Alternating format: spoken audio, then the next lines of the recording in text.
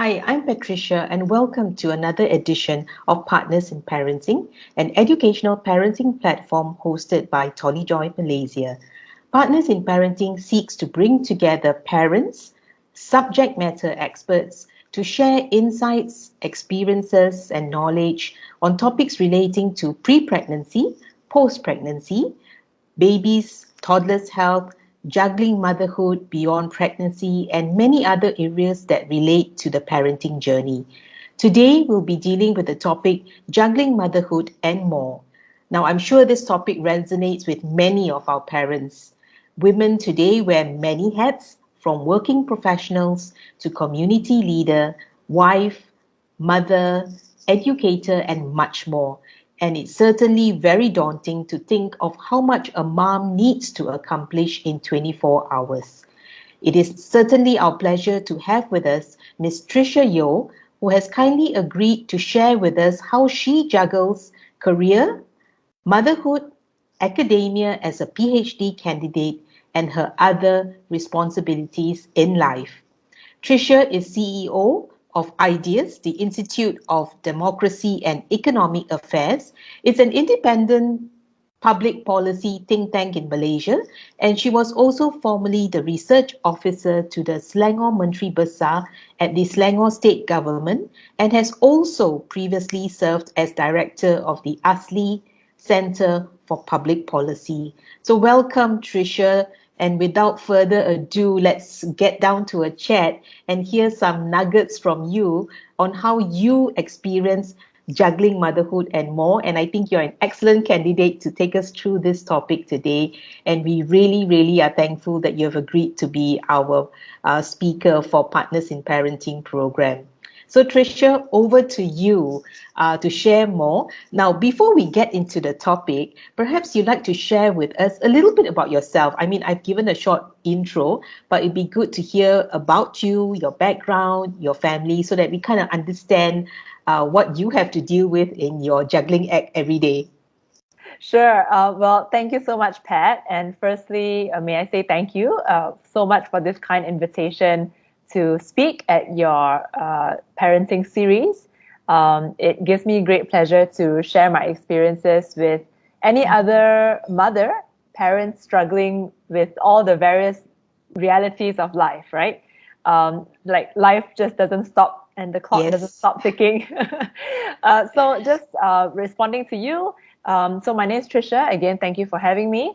I am currently the CEO of an independent think tank called IDEAS, the Institute for Democracy and Economic Affairs.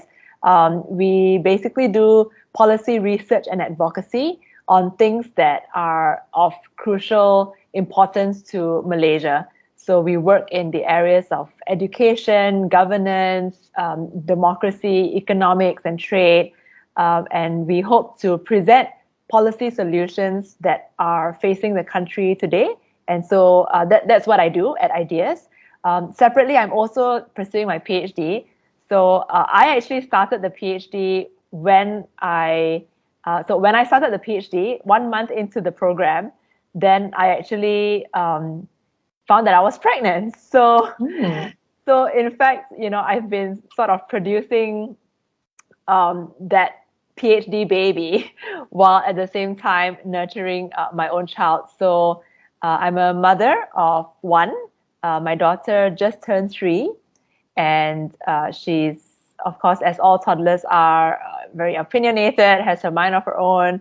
And what other responsibilities do I have? Yeah, I think that about sums it up. Yeah, I'm CEO, PhD candidate, and a mother. And juggling the responsibilities of these 3 things make up 98% of my day. And I wish that there was more time for, of course, we all want more time on our hands, more time Mhm.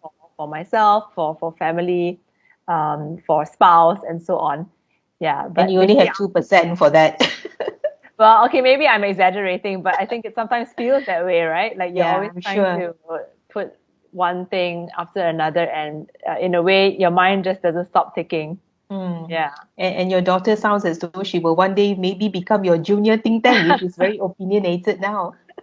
Yeah, I know. I think, yeah, it just, she sees, right? I suppose she also sees that I'm a working mom, obviously, or she hears the way that I speak or the way I manage my teams, Mm, and maybe, yeah, I had myself a working mother while I was growing up. So that mm, has always been, it's never been far from my mind that women should not work, or women should or should not mm, work. Like that question has never arisen in my mind. mm. But of course, I think becoming a mother has changed and shaped the way I view work itself. And I do have a lot of thoughts about career and balancing these demands, which maybe we can go into a little bit more. Yeah, sure. I think that'd be wonderful. So, I think you shared a little bit about what the more means in your day. Tell us a little bit about what's your regular day like? So before the lockdown, a typical day would be, yeah, the hustle in the morning. Everyone knows that, right? The morning hustle, wake up the child, like quickly do everything, get to the toilet, get changed. So I am very fortunate because I have my mother Mm, as a carer, as a caregiver. So she would go over to my mother's house during the daytime, and then I would go off to the office. And because my workplace demands are quite high in the sense that I have meetings all day, mm, and as a CEO, obviously I can't just assume a 9 to 5 day job.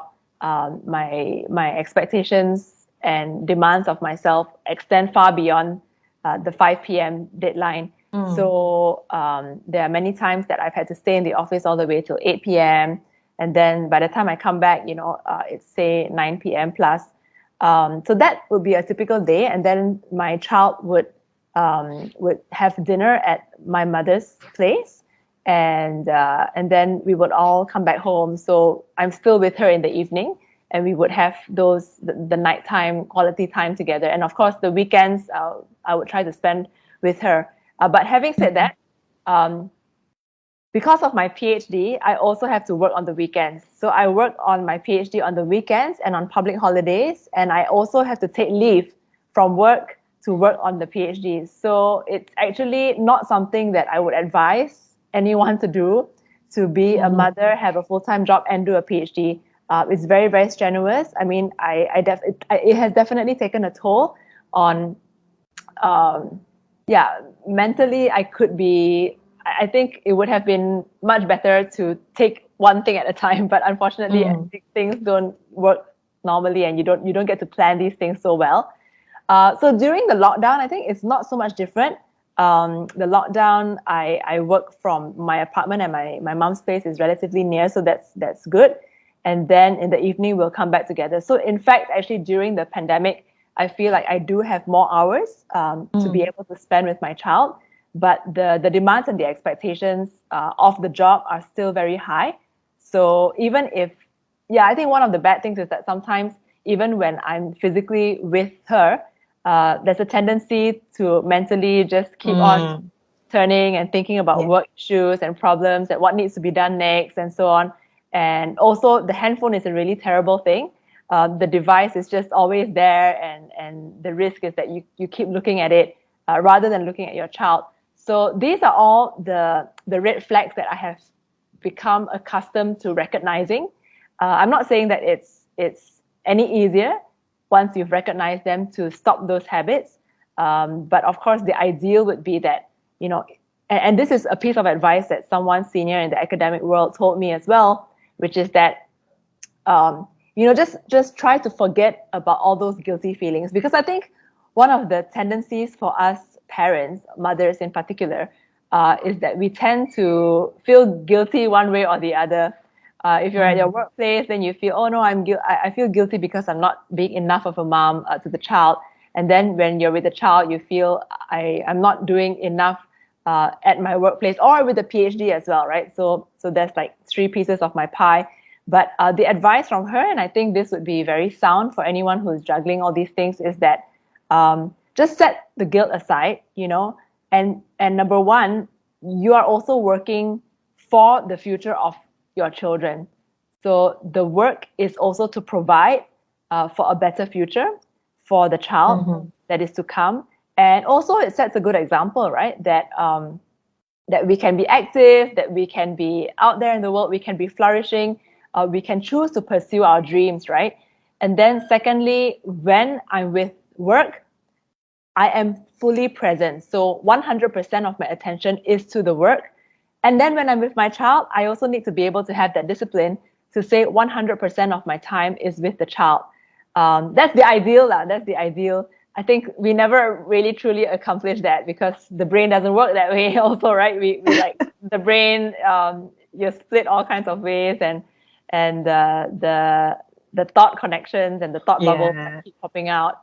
But that's how I have tried to deal with it myself, and Do you find that as give my time all. goes on, you become better at the 100% focus on what you're doing?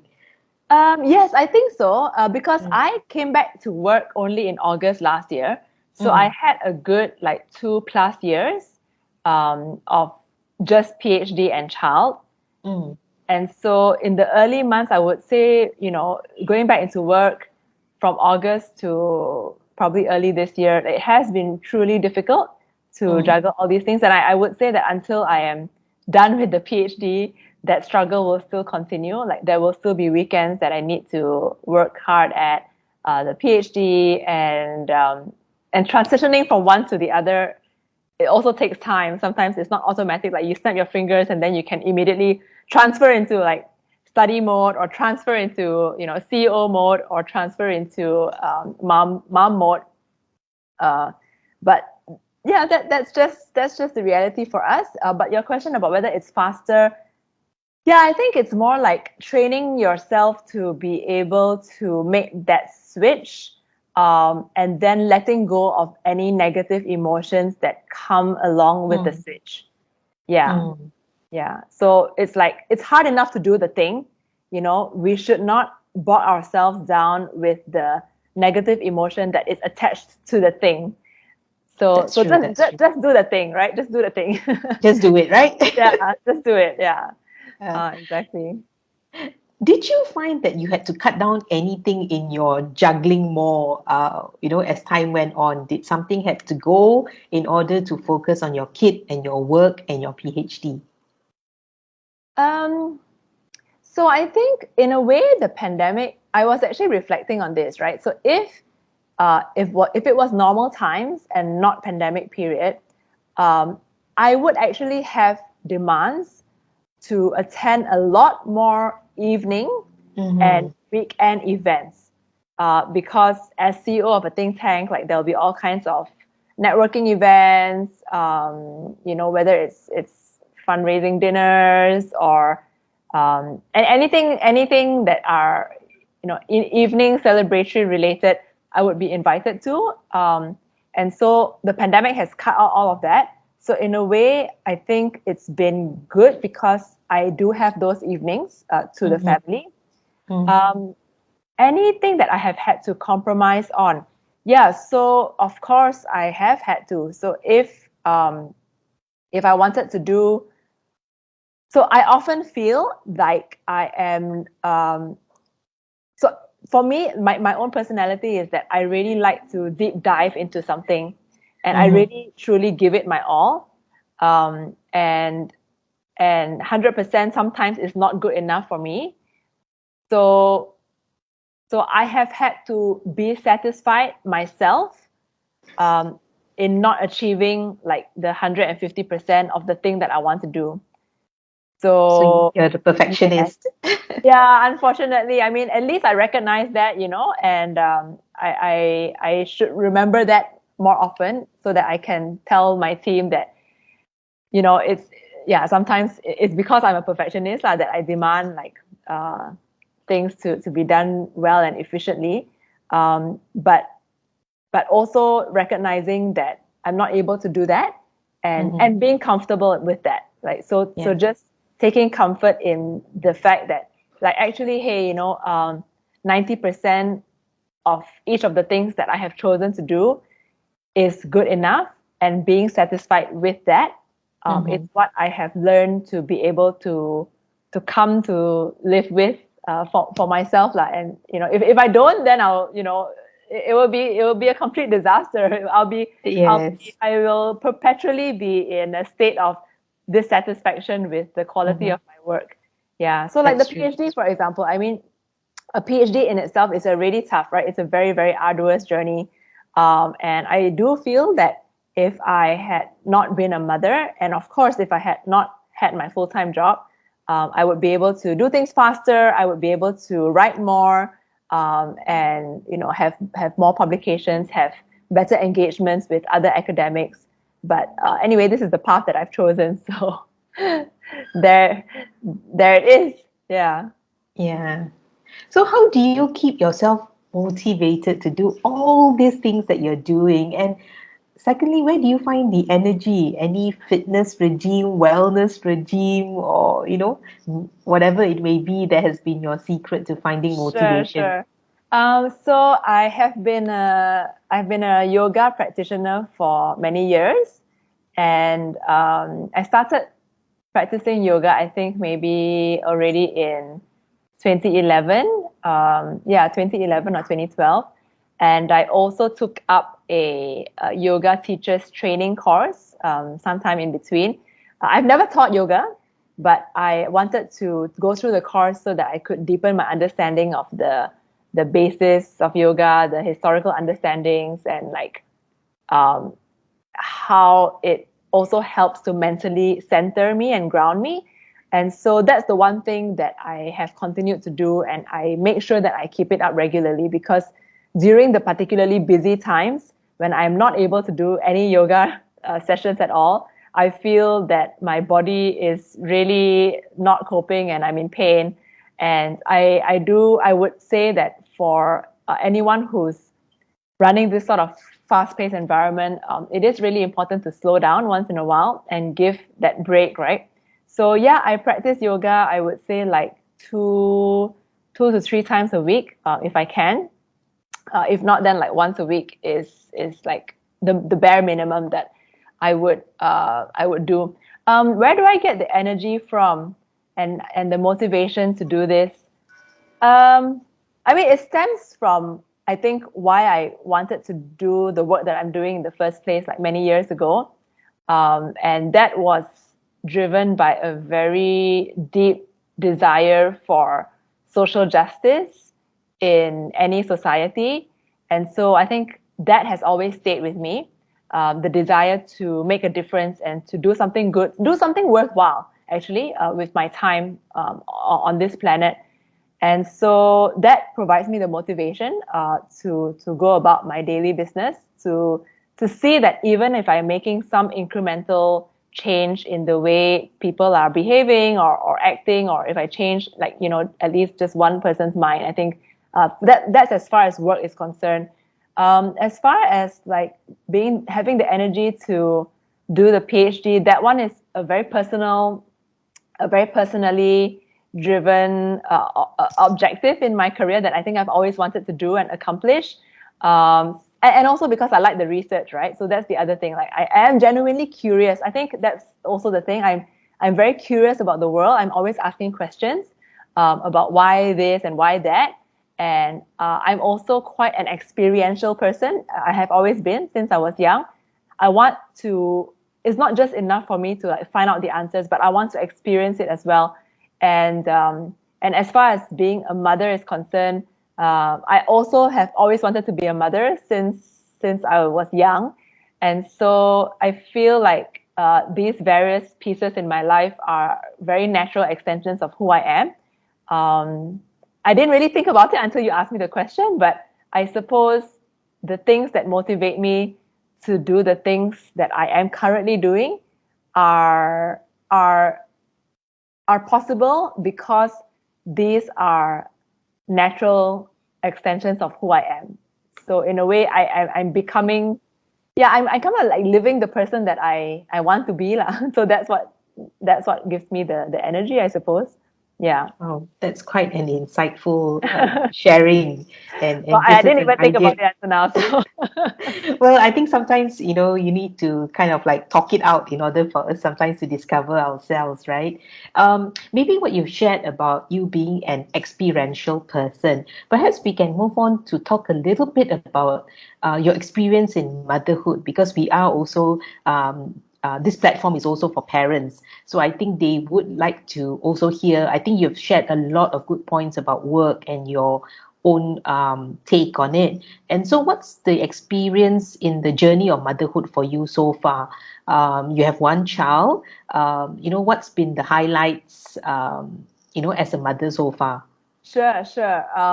I have to share like quite funny anecdotes too, though, Sure, because sure. and it's also about like balancing between Yeah. motherhood and my work. So I'm a believer in breastfeeding. So I fully breastfed my daughter all the way. In fact, I'm still nursing her, even till today. So I'm one of those who believes that my child will just naturally self-wean whenever she wants to. Hopefully not too much longer, but we'll see.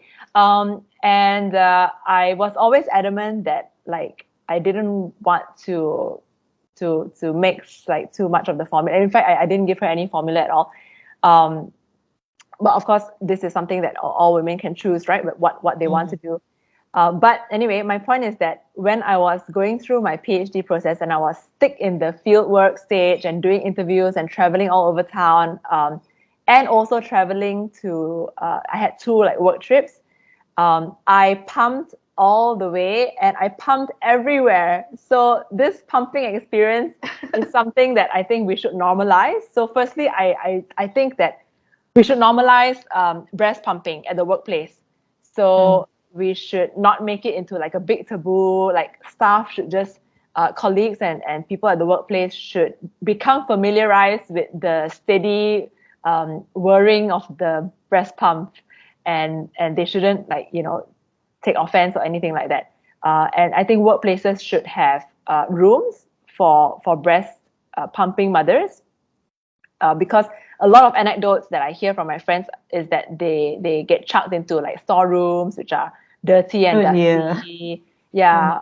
So anyway, my personal experience. So I've pumped in at the back of a Grab or a taxi. I pumped in like public toilets, which is really bad because there was just no choice and it's not hygienic, Mm, but there was nowhere else to go. I even had to, I've pumped in like in suraus, in where else have I? Yeah, in conferences.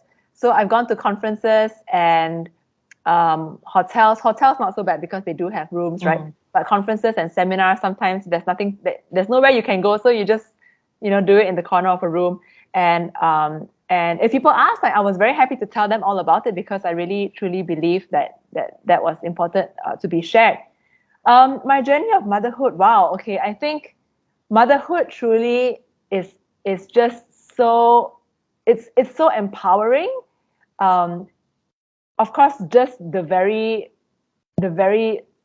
sense of creating a life itself, like just mm, the knowledge of that. I think we don't think about it often enough that that life can be created out of our own bodies. And I think after I gave birth and after when I was fully breastfeeding as well, I just felt amazing. I felt like, wow, women can do so much. We can provide life and we can sustain life 100% from the things that are within us. So it was like, wow, I really felt like a superwoman. And but also I had an overwhelming sense of respect and awe for working mothers because it hit me like really hard. I think the first 6 months to a year. I think this is also something that people don't talk enough about. Um, so people don't talk enough about postpartum depression. I don't know if I had it, but I know that I had like a lot of anxiety around like caring for the child and like just knowing how to do the whole breastfeeding thing that also causes anxiety. Um, but eventually we pick it up lah. And of course the lack of sleep is the other thing that I know people tend to laugh about it. It's like a running joke, right? About parents. mm, Oh, once mm, you have a child, you don't sleep enough. But I think it's something to seriously talk about as well because mm. it means that everybody ends up being more tired. And this has a strain on the relationship, on the marriage, and on the family dynamics. So yeah, I mean, I experienced all of that, right? like having to work through all these very difficult moments. And I feel that mothers actually don't talk about it often enough with other mothers to be, that you actually are going to come in for a very challenging period in your life if you don't have support, if you don't have like a clear understanding of what it is that will happen. um, and and the other thing which I do read about a bit more often now is that your identity changes, right? So dramatically. Like your Mm. identity shifts because if you were very clear about who you were as a person before you became a mother, um, and then even for someone like me who has always wanted to be a mother, um, but I think it would be so different even for those who have surprise pregnancies, right? Or like never wanted it in the first place to happen. So identity changes, and then after that coming to accepting that yes, okay, this is my new identity now and I'm happy with that. But even then, I think just being seen as someone who is like the provider and the protector of the child. I think it's also important that we as mothers continue to shape like who we are, outside of that particular um, image. And I know there's like so many different schools of thought about how much involvement you want to have in your child's life and what kind of mother we want to be. And we all have these really sky high expectations, I think, sometimes of ourselves, that I'm not doing enough, or I'm not spending enough time with them. And these things go through my mind all the time, right? So I have a toddler now, and I keep wondering, like, okay, am I doing this right? Am I saying this right? I mean, right now my daughter is going through a phase where I just switched like toothpaste, because I'm introducing fluoride to her, and she completely hates the taste of the new toothpaste, so she refuses to brush her teeth. And I'm like, okay, what am I going to do?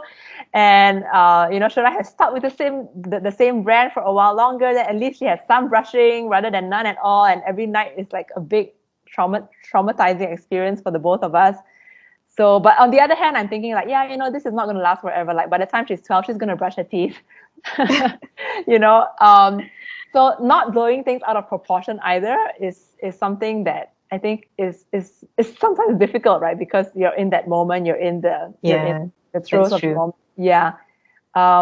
So, but wait, I did have a point to all this. I think my point that um, was that it is okay. My point is that everyone has an opinion, and Mm. once you come into mothering and parenting, you get overwhelmingly varied opinions from everyone under the sun, and it's so polarizing, right?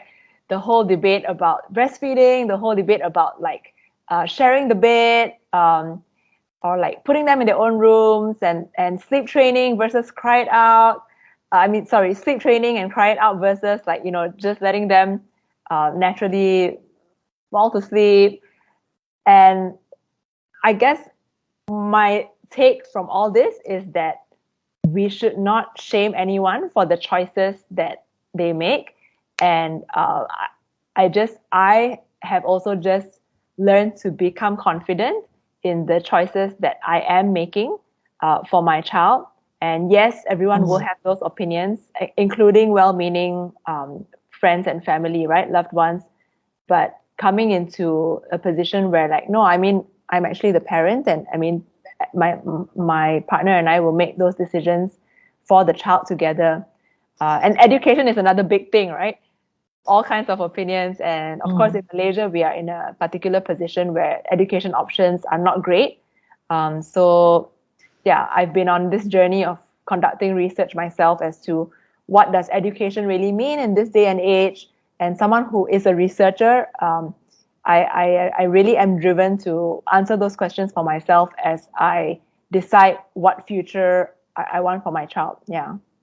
So it sounds that there's lots of decisions to be made, and journey to travel along and come to a sort of landing as to what works for you and your kid and your family at this point in time, or each point in time, Yeah, and I right? think this is something that that struck me, right? Like in the first instance, when you're a first time mother or a first time parent, you're making a whole lot of like hundreds of decisions a day or Yeah. whatever in a week for your child that you don't have training for. Like No no manual. no manual, no textbook is gonna tell you like, okay, you can try as much as you want. I mean, I've read all those books, right? Like I've read so many books.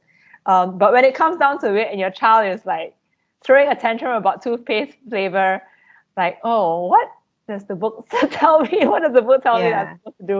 I mean, I know what not to do, lah. Okay, so we've made the decision not to use any Mm. violence at all, like no physical harm to the child. But yeah, just this thing about making decisions on things that you know nothing about. Like, And have you there's so ever been many of put, decisions. yeah, have you ever been put in that situation, right? Because in the workplace, at least, like you go through the process of learning on the job, right? But in parenting, there's no such thing. Like you make the Mm. decision and you live by the consequences. Yeah. Yeah. Okay. Thank you so much for your thoughts, Tricia. You've certainly gone through a lot in your own thinking and coming to a position that you feel is good for you and your family. Now, I mean, coming back, I think you've also touched on some challenges you've had and juggling, and being torn in different directions. If we could just say, what has helped you keep things together? How do you think you've been able to hold all the different roles and responsibilities and decisions to be made? And how do you keep that whole balance in life so you stay sane in that sense? Yeah, sometimes I'm not very sane lah. So like we will all have our moments, right? Like we will Yeah. all have our down days and crisis moments. So I have a really great support system, right? Mm. So my husband is a freelancer, so he has the flexibilities, which I don't have because I have this like full-time job. And so there are things that he can kind of take and do on a normal basis. And I'm very thankful that I have that kind of husband who is a 21st century husband now, who doesn't think that, doing chores at home is not like a man's duty to do. So nothing of that Mm. sort. So I'm grateful for that. I have my mom who has, as I said, is the caregiver during the daytime. Um, so that has been really tremendously helpful, as well as her helper. So this little like family unit, I mean, this is what Mm. runs the household, right, on a daily basis when Mm. it comes down to it. Like which is the family unit that runs the household. So this is the support system that I have. Um, I would say I have connected very well with new mothers who I was not necessarily like friends with before or that close Mm. to before, and like really cannot underestimate the importance of that fellow mother that you're texting on WhatsApp at 3 a.m. when your child is out wanting to nurse or whatever. I think having those connections and those journeys with uh, fellow parents, fellow mothers specifically, that has truly helped me along the way because Mm. there's a lot of shared experiences there. And I'm Mm. very grateful for those friendships. So either old or new, but definitely rekindled as a result of the motherhood journey. Yeah, I think the shared experiences is probably one of the key things that keeps a lot of people going, that they can call out and reach out to someone to actually help them. Yes, Yeah, exactly. Yes. yeah, And to just feel like you're actually not the only crazy one. yes, Yeah. yeah, Yeah. yeah. I think that interaction, and I think now we are finding it even difficult because we have so little social interaction aside from Zoom, text, and whatever else, Yes, right? exactly. Yeah. So Yeah. sometimes I think like when parents send children for play groups or to community centers, whatever of their choices, I think it's sometimes more for the interaction among the parents to Yeah. be able to meet others and to Mm. have those shared experiences. What are the challenges that we're facing currently? What are Mm. the thought processes like? And it follows according to the age groups, right? So right Yeah. now I'm thinking about education, but I'm sure other people have done the same research as well. Yeah. Um, So share knowledge as well. Yeah. that's right. Yes, That's yes. right. Just wondering, has the pandemic put any pressure on your juggling act? Um, yeah, that's an interesting question. So I think for many parents, so I would have to say that for most parents, they would not have the option of working in a separate place. Mm, So I am very, very concerned about that. My colleagues, my staff, those whose children are at home with them, I think it's easy to forget how difficult it is for them to accomplish the same amount of work, mm, or for me to expect that that's the same amount of work and quality wise as well, while their children are at home and, like, demanding all kinds of things, wanting to watch TV, wanting to eat food. So, but that aside, personally, I think I would have liked my child to go into some kind of uh, play school for social interaction a little bit earlier. So mm, now that that's not possible. But with regards to juggling the whole act, it's actually not really made a huge difference. In fact, yeah, it's a little bit ironic, but I think, like I said earlier, it's probably allowed me to have more mm, flexibility, because then mm, I can determine for myself, like, I'm not going out, so I'm not going out. And also the other thing is, without the pandemic, I would have been expected to do a lot of travel, and I think mm. travel would have required me to, yeah, be Be away, away, yeah. be away Mm, more, and I would have been hard pressed to make those decisions, which I mm, probably will have to come to in the future, being away from family and so on. But at this moment, that is not something I've had to make. So personally, I think I'm at that stage in life where the lockdown in itself has not been too detrimental to shake up my normal life as it is. mm. Yeah. So I mean, for that, I'm thankful, lah. But of course, there are many other ramifications, right? Yeah. Sure. Yeah. So, Tricia, I think we've heard a lot from you about how you've juggled and the many things that you're trying to hold in place. How do you see your journey ahead? Do you even think you're going to take on more or realign of roles? How do you see the path Yeah. ahead?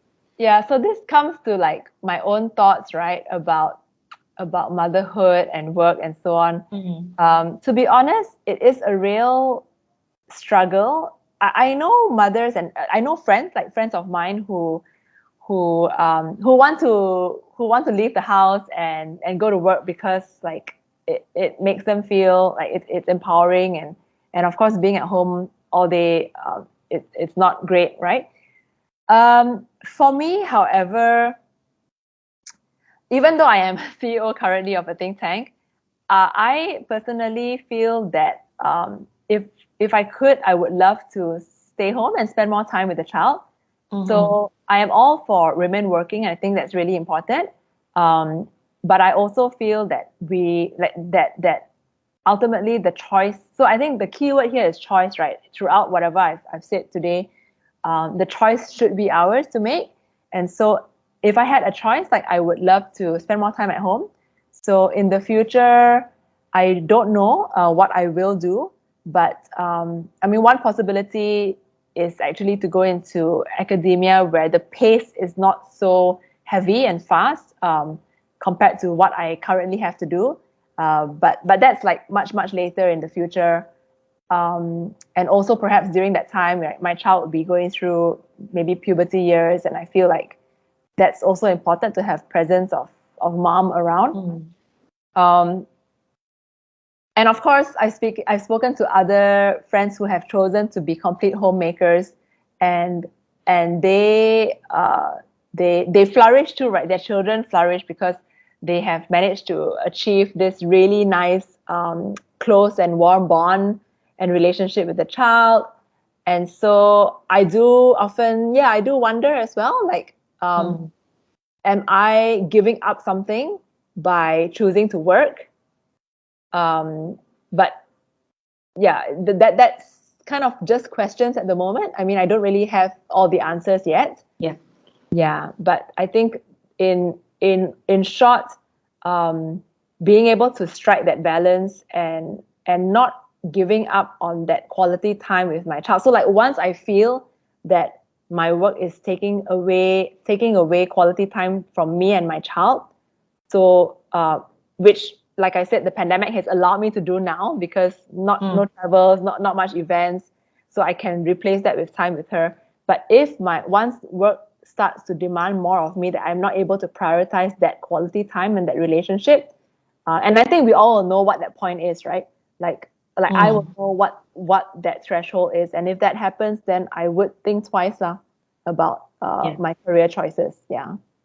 I think it's all about walking the road that you've chosen for now and just Yeah. making the best of it and enjoying it for what it has to offer. And I think that's the way to keep happy, sane, and just give your best to your kid and That's your work right. at the same time. Yeah, I mean that's the only way to live, right? So you've made a certain choice, and then live out the consequences of that choice. And if I Mm. find that consequence is not something that I am happy with anymore, then that would be the point in time where Make a new decision and I would yeah. make a new decision and then take it from there. Mm. Because Yeah. yeah, like you said, I mean we cannot live kind of like half one Yeah, that's in, one true. foot out, right? So Mm. we have to put all of ourselves in, and then if things change, circumstances will always change. Then Mm. we will reevaluate once again. Yeah, Okay. yeah. Wow, Well, it's very been deep discussion. yes. Maybe one day you'll do a parenting think tank on or policy to help the government. Yeah, I know. I mean, I completely feel that way. Like I'm doing all this education research, and I feel like, oh, I want to have a group of people to share it with. So I started sharing it with my staff who have small children as well. I mean, might as Mm. well, right? Because I'm doing the research anyway. So Yeah. yeah. But yeah, I would love to speak to more people who are in my position. I don't know that many, but I would love to hear if Mm. anyone else has gone through this experience. Sure. Yeah. Perhaps, Tricia, to round out our discussion, maybe you have a take-home message for parents or for mothers especially. Just a few key things, three things, five things that you wish to kind of like crystallize for them to help mothers appreciate the many roles that they play so that they can hold on to this like nuggets as they walk through this journey of motherhood in closing. Ayo. Just a Um, quick take-home message. okay, I feel so, a bit like under pressure, because this is a big thing. It's even more important, right, than any other thing. Like parenting is, I feel, the most important thing, because you're actually bringing up a child. Mm, What would my take home be? Wow, I think don't have those guilty feelings. I think like set aside the guilt mm, and be 100% and be present mhm. in whatever part of the day that you're at. So that's something that has helped me, right? Mm, Personally. So yeah, that's the first thing. Be present, be fully there, and then get rid of the guilt. Um, I guess a second thing would be like to find what your center is, the and balance. Yeah. the like yeah, the balance. But I think also going back to your question about like what sustains all this and what allows us to be sane, right? I think many mothers are actually struggling. I remember like Mark Chick, this other website, they did this little game on Instagram, and they asked mothers to submit things that they want their spouses to know, but they will never say. And there was like a real outpouring of frustration. It was really sad to see, actually, and to see how many mothers are struggling on a day-to-day basis because of whatever, for whatever reason, things that are happening. And I would say, yeah, find that center, find that balance that allows you to keep going, right? Because if you don't, then what's the point? And it's also it's very easy to fall into the trap of feeling bitter and frustrated over the life that you have today, Mm, or like, yeah, all kinds of things, like whether it's money related, which I think is probably relevant right now given the pandemic, whether it's money related, job related, hours in the day, how much sleep you get. So it's easy to get into that cycle of like feeling dejected over your lot in life. But yeah, finding that center is really important. And I guess finally, yeah, I think live out the choices that you've made, and like every choice comes with a consequence. So live that out, and if it doesn't work, then make another choice, because the choice is ours, right? The choice is ours to make. It truly is. Yes. Yeah. And if it's not, then like make it yours.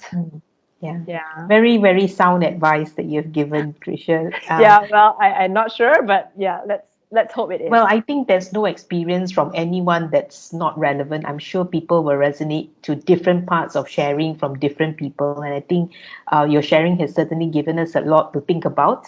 And I'm sure mothers out there would benefit from it. So we really thank you for spending this hour with us to talk about this subject matter. And I think we could probably go on and on because there's so much to talk about. But thank you so much for joining us. And we really, really appreciate this. So, to our parents out there, thank you for tuning in. Feel free to share with us if there's any topics you may want to learn more about, and we'll be happy to explore putting something together for you and getting someone like Tricia or any other parents to actually share in the experience. So, thank you very much, Tricia. Thank you to our parents for joining us.